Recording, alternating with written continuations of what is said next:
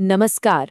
आज के इस विश्लेषण में हम एक ऐसी कहानी की तह तक जाने वाले हैं जो शुरू तो एक टिपिकल भूतिया हवेली के रहस्य जैसी होती है, लेकिन देखते ही देखते एक बहुत ही सोची समझी और खतरनाक थ्रिलर में बदल जाती है। हरियाणा फार्म हाउस की ये कहानी कोई आम कहानी नहीं है। तो चलिए बिना किसी देरी के इस सफर पर चलते हैं और इसके पीछे छिपे इंसानी लालच और धोखे के सच को डिकोड करते हैं। कहानी की शुरुआत में ही स्रोत सामग्री से ली गई एक बहुत ही गहरी लाइन आती है। इस कहानी में भूत और पिशाच से भी बड़ी एक बला का जिक्र है। जरा सोचिए, क्या हो सकता है वो। असल में ये कोटेशन ही इस पूरी कहानी की जान है और आगे आने वाली घटनाओं के लिए एक परफेक्ट मंच तैयार करता है। यहाँ जिस खौफ की बात हो रही है वो किसी आत्मा का नहीं, बल्कि पूरी तरह से इंसानी है। तो चलिए 1990s के दशक के हरियाणा चलते हैं। सोनीपत और पानीपत के बीच मौजूद एक बिल्कुल सुनसान सा फार्म हाउस। इसके मालिक हैं दिल्ली के एक बड़े रईस बिजनेसमैन राघव मलिक, और इस संपत्ति की पूरी रखवाली करता है उनका 10 साल पुराना एकदम वफादार केयर टेकर राजू। सुनने में ये सेटिंग बहुत ही शांत और नॉर्मल लग रही है ना, लेकिन यहीं से घटनाओं का सिलसिला एक बिल्कुल नया और खतरनाक मोड़ लेने वाला है। अब होता क्या है कि पूरी घटना की शुरुआत होती है बिजली कटने की एक चेतावनी से। बिजली विभाग अनाउंस करता है फुल शटडाउन, मतलब रात 9 बजे से लेकर सुबह 3 बजे तक पूरे 6 घंटे के लिए एकदम अंधेरा रहेगा। राजू शहर जाता है इमरजेंसी लाइट्स लेने, लेकिन लौटते ही वो राघव को एक ऐसा पैनिक कॉल करता है कि राघव के होश उड़ जाते हैं। राजू कहता है कि उसे अपनी मौत सामने खड़ी नजर आ रही है। इस एक दहशत भरे फोन कॉल की वजह से राघव को अपना सारा काम छोड़कर मुंबई से सीधा फार्म हाउस के लिए भागना पड़ता है। इस टाइमलाइन को देखिए, ये खौफ के बढ़ने का पूरा ग्राफ है। शाम 5:30 बजे जब राघव पहुंचता है तो वहां कोई स्वागत नहीं होता, बल्कि 10 साल से वफादार राजू तबेले के एक कोने में सहमा और कांपता हुआ मिलता है। यह शुरुआत है उस दहशत की जो रात 9 बजे ब्लैकआउट के साथ गहराने वाली है और फिर रात 2:50 पर एक बहुत ही भयानक मोड़ लेने वाली है। राजू एक एक करके अपनी पिछली रात की आप बीती सुनाता है। पहले उसे लगता है कि गेट पर कोई साया उसका पीछा कर रहा है। फिर डाइनिंग टेबल पर खाना खाते वक्त खिड़की से कोई अनजान चेहरा उसे देखकर मुस्कुराता है। और हद तो तब हो जाती है जब फार्म हाउस की लाइट चली जाती है और इमरजेंसी लाइट की रोशनी में उसे खेत के अंधेरे में एक बिना सिर वाली लंबी औरत खड़ी दिखाई देती है। रोंगटे खड़े कर देने वाला मंजर है ना।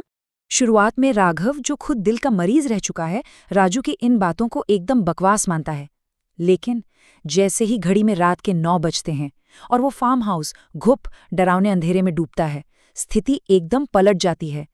अंधेरे का वो भयानक डर, जिसे निक्टोफोबिया कहते हैं, वो राघव पर पूरी तरह से हावी होने लगता है और उसकी घबराहट बढ़ने लगती है। अब वो पैरानॉर्मल चीजें सिर्फ राजू तक सीमित नहीं रहती। राघव के सामने बंद दरवाजे अपने आप खुलने लगते हैं, दालान में कांच टूटने की आवाजें गूंजती हैं, कॉरिडोर में तेजी से साए भागते हैं और उस सन्नाटे में एक बिना शरीर वाली हंसी सुनाई देती है। और सबसे बड़ी मुसीबत पता है क्या है? राघव घर से बाहर भी नहीं भाग सकता, क्योंकि जल्दबाजी में वो अपनी गाड़ी की चाबी अंदर बेडरूम में ही भूल गया है। वो पूरी तरह उस घर में फंस चुका है।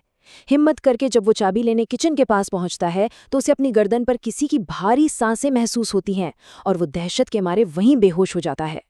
और फिर आता है रात 3 बजे का रहस्य, दहशत का एक बिल्कुल नया रूप। कई घंटों बाद जब राघव की आंख खुलती है तो कहानी पूरी तरह पलट चुकी होती है।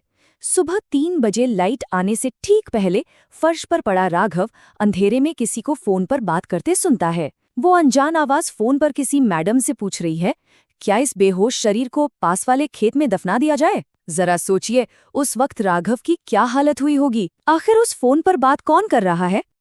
ठीक 3 बजे बत्तियां वापस आती हैं और उसी पल भूतों का वो सारा तिलिस्म टूटकर बिखर जाता है। राघव तुरंत उठता है, किचन के प्लेटफॉर्म से चाकू उठाता है और उस अनजान हमलावर की गर्दन पर लगा देता है। और जब वो शख्स मुड़ता है तो वो कोई और नहीं बल्कि उसका वही 10 साल पुराना वफादार नौकर राजू होता है। मतलब कोई भूत प्रेत नहीं था, ये सब एक बहुत बड़ा धोखा था। यहीं से शुरू होता है धोखे का अर्थशास्त्र और एक इंसानी जिंदगी की बोली। यहाँ से वो भूतिया डर अचानक गायब हो जाता है और उसकी जगह ले लेता है एक क्रूर सौदा। अचानक राजू का फोन बजता है। स्पीकर पर जो आवाज आती है वो राघव के पैरों तले जमीन खिसका देती है। वो आवाज किसी और की नहीं बल्कि खुद राघव की पत्नी मोहिनी की है। मोहिनी बहुत ही ठंडे दिमाग से अपने ही पति के कत्ल के इनाम के रूप में राजू को फार्म हाउस की संपत्ति का 5% हिस्सा ऑफर कर रही है। ये पूरी खौफनाक साजिश सिर्फ और सिर्फ पैसों के लिए रची गई थी। लेकिन राघव घबराता नहीं है। वो एक ऐसा पलटवार करता है जिसकी कोई उम्मीद नहीं कर सकता। वो मोहिनी से कहता है कि वो खुद फार्म हाउस पर आए, और फोन करते ही राघव बहुत ही शांति से राजू के सामने एक नया ऑफर रख देता है, पूरे 10% का हिस्सा। शर्त बस इतनी है कि दरवाजे से अंदर आते ही राजू को मोहिनी को खत्म करना होगा। रिश्तों की अहमियत खत्म, अब सिर्फ पैसों की बोली चल रही है। ये खूनी खेल एकदम प्लानिंग के हिसाब से चलता है। 1.5 घंटे बाद जैसे ही मोहिनी अंदर कदम रखती है, राजू उसी चाकू से उस पर वार कर देता है। लेकिन कहानी में एक आखिरी और सबसे बड़ा ट्विस्ट अभी बाकी था। मोहिनी के गिरते ही राघव मुस्कुराता है और खुलासा करता है कि उसने तो ये फार्म हाउस 1 हफ्ते पहले ही बेच दिया था। सारे पैसे वो पहले ही अपनी जेब में रख चुका है। राजू को जिस 10% का सपना दिखाया गया था, उसकी हकीकत में कोई कीमत ही नहीं थी। राघव वहां से बड़े आराम से सुरक्षित निकल जाता है और राजू बिल्कुल खाली हाथ खड़ा रह जाता है। इस पूरी घटना के बाद दुनिया को क्या पता चलता है?